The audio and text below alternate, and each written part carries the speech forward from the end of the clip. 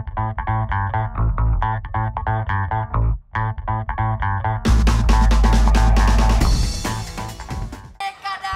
yang relevan saya kira adalah bagaimana membuat Indonesia semakin merdeka. Indonesia.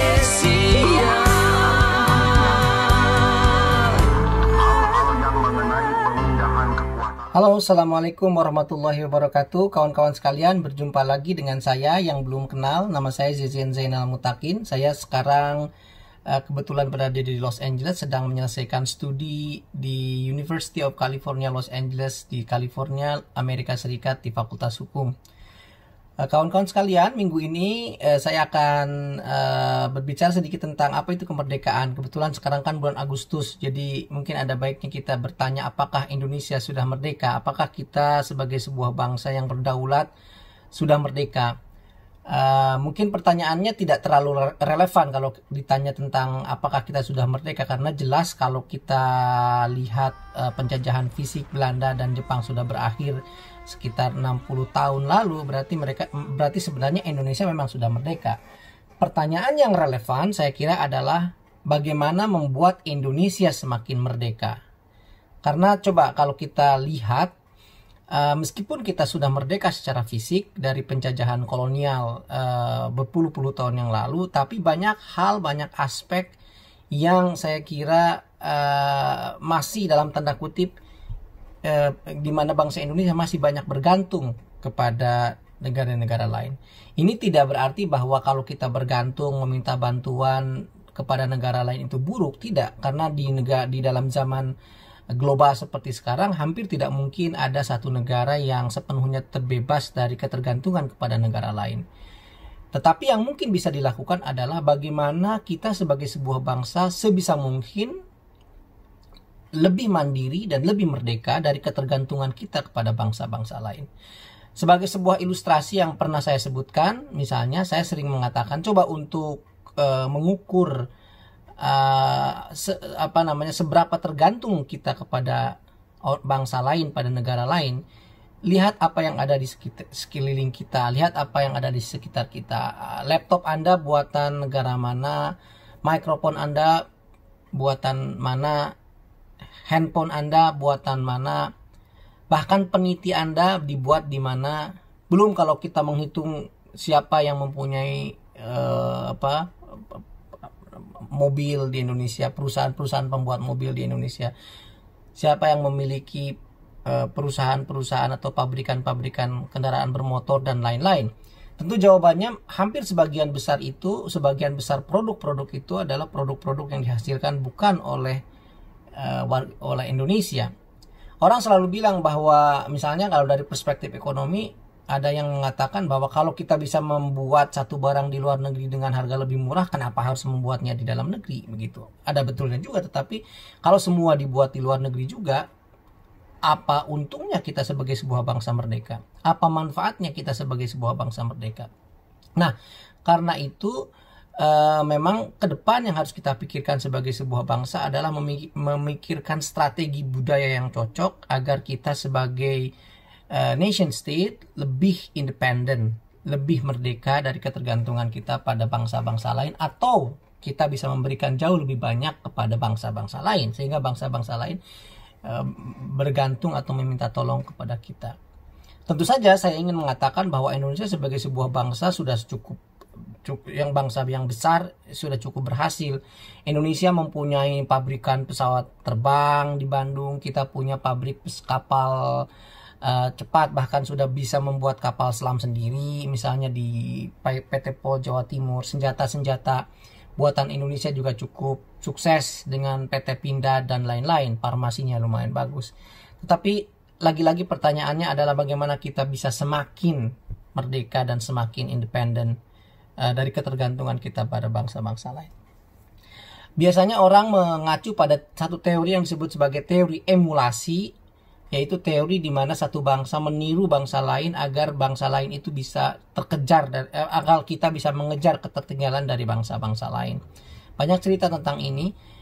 Misalnya sekarang kalau kita melihat Cina, orang selalu mencibir bahwa Cina ini apa-apa dijiplak sama Cina. handphone KW dari Cina, mainan KW dari Cina, alat-alat elektronik semua KW dari Cina. Cina ini kerjanya cuma jiplak.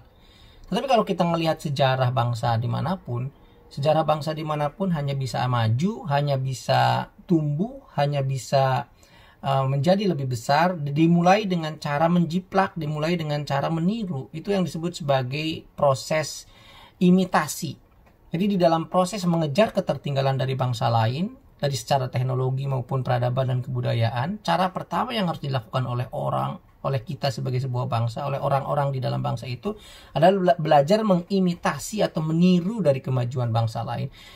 Ambil produk itu, jiplak sebisanya. Kenapa menjiplak itu penting? Karena sama seperti kita belajar ketika kecil, cara kita bisa belajar dari lingkungan kita adalah dengan cara menjiplak atau meniru perbuatan atau perkataan keluarga kita, orang tua kita, dan masyarakat sekeliling kita. Apapun dimulai dengan mengimitasi atau meniru, dan kalau kita sudah bisa meniru secara ahli begitu, tiruannya bagus sekali, bahkan mirip dengan aslinya. Itu yang sekarang dilakukan Cina. Sekarang Cina sudah, kalau dulu orang mungkin 10-20 tahun lalu mentertawai orang memegang HP Huawei atau HP Xiaomi, maka Anda perlu catat bahwa Huawei dan Xiaomi misalnya sekarang menjadi perusahaan teknologi raksasa dunia dan tidak lagi tergantung pada model-model imitasi begitu. Nah, tahap kedua setelah orang itu bisa mengimitasi, biasanya orang melakukan apa yang disebut sebagai inovasi. Inovasi itu dimana hasil imitasinya dia kembangkan dengan kreatif agar cocok dengan tuntutan masyarakatnya, atau dengan cocok dengan tuntutan zamannya, atau cocok dengan tuntutan lingkungan sekitarnya.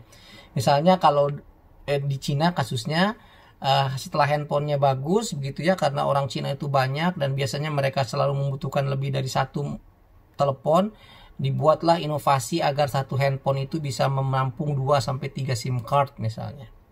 Atau inovasi-inovasi lain yang mungkin bisa jadi harganya lebih murah dan lain-lain. Tapi intinya orang harus beranjak dari proses imitasi itu ke inovasi.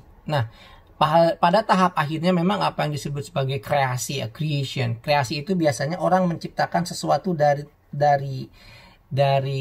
tidak ada, betul-betul dari ide dasar, dari hasil riset, hasil penemuan, kemudian diciptakan satu barang baru, satu teknologi baru yang kemudian itu diproduksi secara massal sebelum kemudian orang-orang akan menirunya.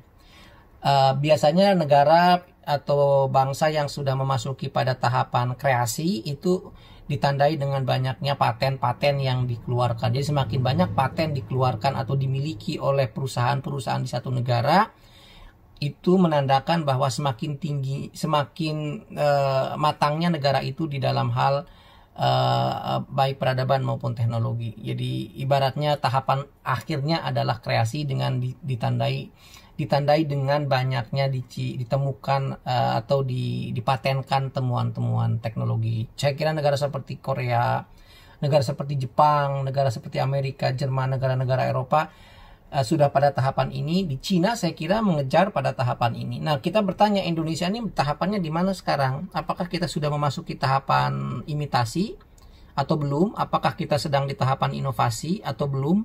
Atau kita sudah dimasuk kreasi? Saya kira tidak. Mungkin kita imitasi saja belum. Makanya saya menyarankan kalau mau maju kita harus belajar dulu meniru. Dalam bidang apapun kita harus mencontoh, meniru gitu ya, agar kita bisa maju. Saya kira itu saja renungan kemerdekaan. Semoga Indonesia semakin merdeka ke depan dengan menempatkan atau dengan menerapkan strategi budaya yang cocok untuk bangsa Indonesia. Terima kasih. Mohon maaf atas kekurangannya. Salam hangat dari California, Los Angeles. Assalamualaikum warahmatullahi wabarakatuh.